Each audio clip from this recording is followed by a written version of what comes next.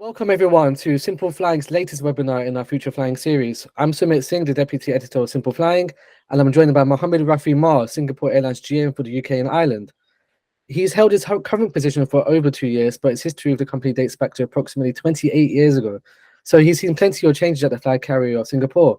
Welcome to the show, Rafi. How are you today? I'm good, Sumit. Thank you for having me on the show. Oh, thank you for joining us. So with all this experience, please share with us what you currently primarily oversee in your role. So I joined Singapore Airlines UK back in February 2021 at the tail end of the pandemic.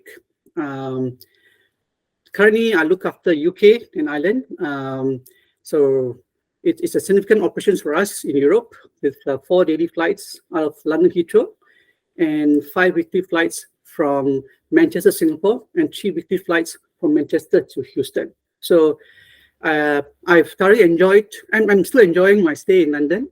It's such an exciting market with a lot of exuberance. Thank you. Yeah, it sounds fantastic. And you just mentioned some key changes in the industry since you have joined, and you've come out of the pandemic relatively unscathed compared to some of your key competitors. So how did you adapt internally to mitigate the impact of the crisis? The pandemic has been incredibly tough period for many of us, upending lives. Looking back, it has been surreal, how we had overcome this crisis.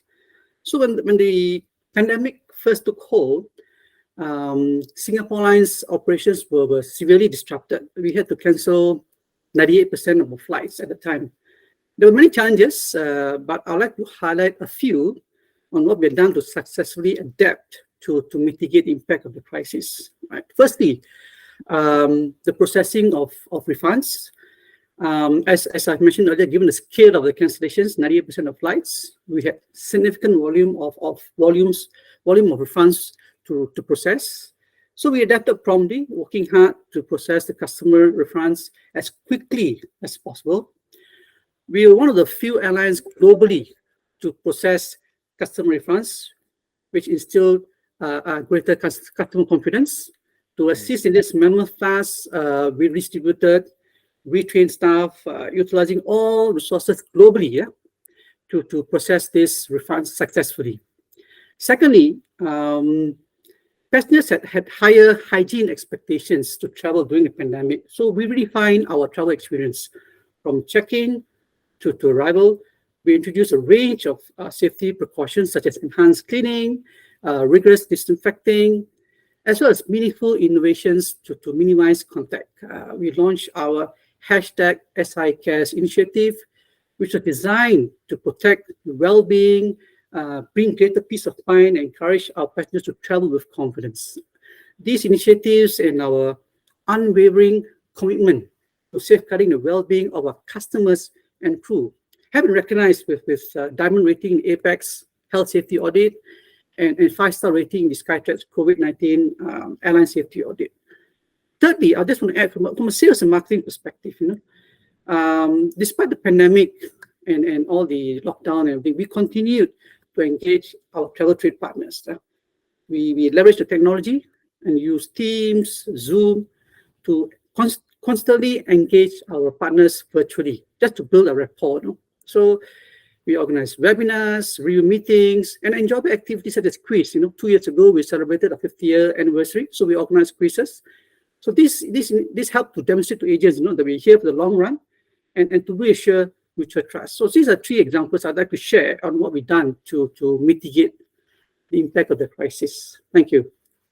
Fantastic. And I think one of the most important aspects there that the company has done is about the crew and your staff. And we've seen some of your competitors go through sort of challenges when it comes to retaining their staff during the pandemic. And now that demand has picked up, they're struggling to fill that capacity and take those passengers to their destinations just purely based on the personnel level.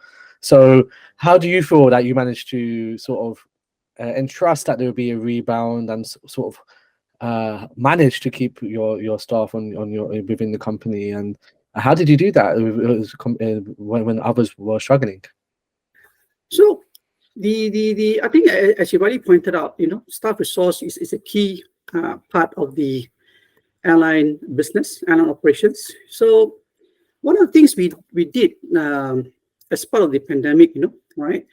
We know that recovery will come, right? And we created the Restart Task Force, right? That played a pivotal role in managing the SI group's response to the pandemic.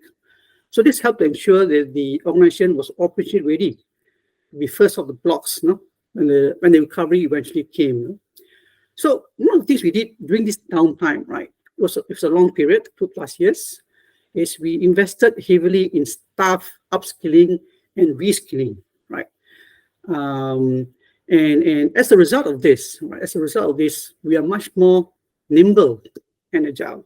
So when the border started to reopen, right, we reacted much faster than our competitors. We were among the first to launch the flights as borders reopened. We were able to get back staff, rehire staff who were sent to other companies in Singapore.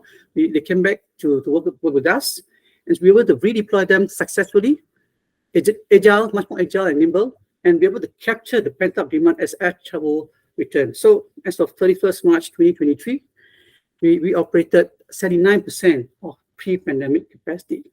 And we also took this downturn during the pandemic to really improve our customer experience. I wanted to share 3 enhancements that we did over the last 2 years, right?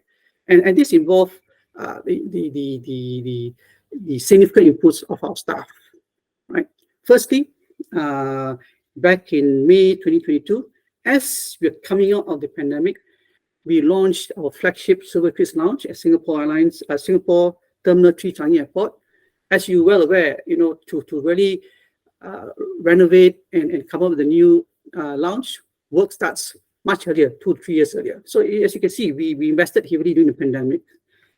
Fast forward in January 2023, we launched a new global brand campaign. It's called Welcome to World Class TV campaign across TV, print, digital, various media. The campaign reflected the airline's commitment to deliver an exceptional customer experience across the end-to-end journey, with our award-winning cabin crew, being central to this promise through their rich and diverse experiences and dedication to excellent customer service. And the third announcement I wanted to highlight was that in April 2023, we launched the return of the free Singapore tour for our transfer and transit passengers. As you're well aware, we don't have a domestic market in Singapore, unlike other countries, unlike other airlines, sorry. So for us, transit traffic is a significant part of our operations. So the relaunch of this free Singapore tour is critical because for passengers who have more than 4 hours transit stay at Changi Airport, they're now able to take advantage of these tours to see Changi Airport and Singapore as a whole. So all in all, we are much more agile and nimble, and we are able to come out of the pandemic much faster than our competitors. Thanks. Thank you so much. And Rafi, while we're talking about personnel, our pilots at Simple Flying have been impressed with the 8-month bonuses that you're giving to your crew. And how has your response been within the company? I suppose there's been some happy faces around the offices and around the airports. I mean, the response has been phenomenal, no? Phenomenal. We announced the results last month at the SIA business meeting. There was a huge celebratory mood when it was announced. There were 1,400 colleagues, a record attendance, no, at the meeting in Singapore, as well as staff globally joining online. No? So I just want to add that the annual bonus that we declared is in recognition of the tremendous sacrifices, hard work, and resilience of our people over the last few years, as well as our successful 3-year transformation program. Thank you so much. And while we're in this sort of celebratory period where things are on the up after a tough few years, which current markets are you focusing on? I suppose there's a lot to cover within your region, because it's not just in the Southeast Asia, it's the whole world. So what are you primarily focusing on? So we continue to add capacity in response to demand. So Singapore Airlines will boost frequencies to destinations across East Asia, Southeast Asia, resume flights to Busan, increase A380 services to Australia during the northern summer operating season to support the projected demand to these destinations. So by March 2024, Singapore Airlines flight frequencies will reach or exceed pre-pandemic levels to multiple destinations across East Asia and Southeast Asia. I also want to add, given that Southeast Asia is a huge interline for us, it's a key market for us. And to tap this market, we had signed MOUs or memorandum of understandings, with Thai Airways, with Vietnam Airlines, to form strategic partnerships so that we both airlines progressively co-share with each other extensively and provide an improved offering to our customers. And in end May, both Singapore Airlines and Garuda announced plans to enter the joint venture, right, agreement to deepen our cooperation between both airlines, increase passenger capacity between Singapore and Indonesia, and offer customers more travel options between these countries. So all these agreements, joint venture agreements, MOUs, all these are subject to legal approvals. Okay, fantastic. So partnerships are valuable in this process, and more than ever, I guess, especially following the sensitive nature of the industry. You're relying heavily on partnerships. And while we're talking, you mentioned earlier about Australia just now, and I wanted to just make a note about that. Singapore is driving growth at Australian airports of Qantas, and are you currently looking to expand within the country? I mean, Singapore Airlines has been flying to Australia for over 50 years now, right? We operate flights to 7 key cities in Australia: Adelaide, Brisbane, Cairns, Darwin, Melbourne, Perth, and Sydney, with over 100 weekly services.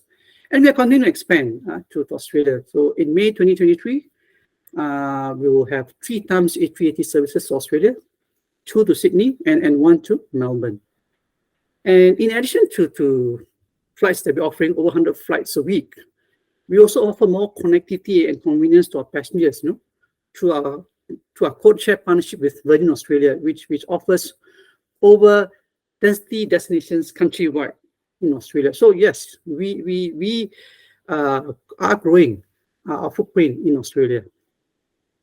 Amazing. And how is the A380 performing to Sydney and beyond? So the A380, so Singapore Airlines was the first airline in the world to take delivery and fly the Airbus A380 Super Jumbo in 2007. We were the first airline in the world. As a pioneer in operating the largest passenger aircraft ever built, Singapore Airlines continues to redefine the experience of premium air travel with the A380s. The A380s has been extremely popular choice for our customers. And currently, we operate the aircraft to London, Melbourne, Sydney, Hong Kong, Shanghai, New Delhi, and Mumbai. Right, and as mentioned earlier, right, in May 2023, we increased our A380 services to Australia, 2 to Sydney and 1 to Melbourne. And starting this week, out of London Heathrow, we have upped our A380 services to 3 times daily until end of July to tap the growing demand from here. So it is performing to our expectations. I bet. And just one more point about Australia while we're talking about it is, it'd be interesting to hear your view on Qantas's Project Sunrise plans. Given that Singapore is a common stopover on the UK to Australia routes, I bet Singapore Airlines has some sort of views on this ambitious project. So according to Tourism Australia, UK was the second largest international source market for Australia in February 2023. So the market is significant, right? With many airlines flying the route, 1 stop, direct, 2 stops. It's good to see competitors improving their offerings. And Singapore Airlines, we welcome competition which is a win-win proposition to consumers. So we welcome all these enhancements. Okay, that's great to hear. And I want to talk a bit more about your fleet. We touched on a little bit about that subject earlier, but you took your first post-pandemic Boeing 787-810 in April. Mhm. How important is the Dreamliner to your operations? The Dreamliner is extremely important to operations. Currently, we've about 16 aircraft flying with us, right? So we launched our 787 fleet back in 2018, right, with our regional business class seat. So which redefined the travel experience. For the first time on the regional routes, we offer a business class seat which reclines fully flat bed, offering direct access to the aisle, right? So it's an innovation because we are the first carrier to do it within the region. And the 787 Dreamliner, we now offer up to destinations up to 8 hours flying time. So currently we fly to Perth, Dhaka, Shanghai, Chennai, New Delhi, Bali, all the Japanese routes, Manila, so just to name a few. The Dreamliner is a full efficient aircraft. It is also the longest variant of Boeing's Dreamliner range of aircraft, which are constructed using technologically advanced lightweight composite materials. So all in all, it is an important part of our operations, the Dreamliner. Fantastic. And we talked a bit about the wide bodies, but regarding narrow bodies, you recently cancelled orders for 737 MAX 8s. Please tell us about the reasoning of this move. We periodically review our fleet, no? And any fleet adjustments that we make, right, are in line with the group's long-term fleet renewal strategy and to support our projected operational requirements. So this is something we do in line with our overall fleet strategy. Thanks. Okay, thank you. And just on a note about short haul, how operations going with Scoot? So Scoot is growing from strength to strength. No? In the fourth quarter of financial year 2022-2023, Scoot served a total of 58 destinations, and it achieved a record passenger load factor of 91.5% during this period. And Scoot continues to expand. So earlier I mentioned 58 destinations in March 2023. In April, it is now flying to 65 destinations. So it is growing from strength to strength. And recently, in May 2023, right, Scoot announced its decision to lease 9 Embraer E190-E2 aircraft, which will allow us to expand our footprint to secondary points in the region and provide even greater connectivity to our customers. So all in all, it is going well with Scoot, and we see strong growth with Scoot. Thank you. And I just wanted to touch on a bit about the Embraer aircraft. Do you have anything to say about these jets, especially when it comes to the efficiency? And we're seeing a lot of attention in Southeast Asia and across Asia now with their latest generation aircraft. And how is the aircraft fitting in with the company's wider plans? So there was a thorough process where we look at all the various aircraft models, and through this comprehensive review and against the needs of Scoot's requirements to operate to secondary points in the region, and given all the specs from all the various competitor models, so we eventually landed, on the Embraer E190, because I think it's important when you look at the secondary points in the region where you have runway limitations or weight limitations, and there are a lot of secondary points within Southeast Asia, right? So it's important that we find the right vehicle which offers the right economics and offers us the right product. So this is how we landed on the Embraer E190. Okay. Thank you. And I want to shift to just across the operation, talk a bit about Vistara and the merger with Air India. How does it benefit Singapore Airlines, and will this help you access new domestic sectors, especially since you don't have one, obviously, in Singapore? Perhaps the Indian domestic market is something that you can expand on with this merger. So India is a huge market, a fast-growing market, right? So really the third largest travel market in the world. and is expected to double in size in 10 years. So it's important growth engine for the future of SIA. So Singapore Airlines and Tata Sons have agreed to merge Air India and Vistara, with SIA investing about $250 million in Air India as part of the transaction. So this will give SIA a 25.1% stake in the enlarged Air India group with significant presence in all key market segments. So both SIA and Tata Sons aim to complete the merger by March 2024, subject to regulatory approvals. Okay, fantastic. And are you excited about what's to come? Oh yes. I think the as you can see, we have announced a lot of initiatives, a lot of partnerships. So yes, it is an exciting period for the airline industry. Yeah, I bet. And while we're talking about the future, what is the focus now for the company during the second half of this year? We're already in the second half. Is that time has gone quick, but yeah, what's the focus now? So as shared earlier, we are growing the capacity in a measured manner to meet projected demand. Right, for the first quarter of financial year 23-24, forward sales remain healthy across all cabin classes, led by strong pickup in bookings to China, Japan, South Korea, and we will monitor demand closely and adjust our capacity accordingly. Right. So the SI Group's capacity is projected to reach an average of around 80% of pre-pandemic capacity by the first half of financial year 23-24. Also, as I mentioned earlier, we will continue our focus on investing in industry-leading products and services to strengthen our premium branding. So I had mentioned earlier the 3 announcements that we have done over the last 2 years during the pandemic, right? I want to add one more. We recently announced the launch of free unlimited Wi-Fi access from 1st July 2023. And the service will be extended to all travelers in all cabin classes, including premium economy class and economy class, as long as the customer is a registered KrisFlyer member. So this is a very comprehensive offering.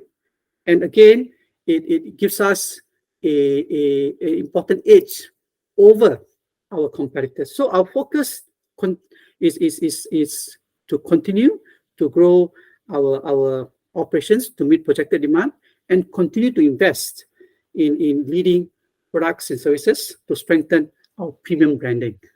Thank you very much. And anything else you'd like to highlight to our viewers before we sign off? It's been great speaking, we covered a lot of ground, but is there anything that you perhaps want to emphasize on?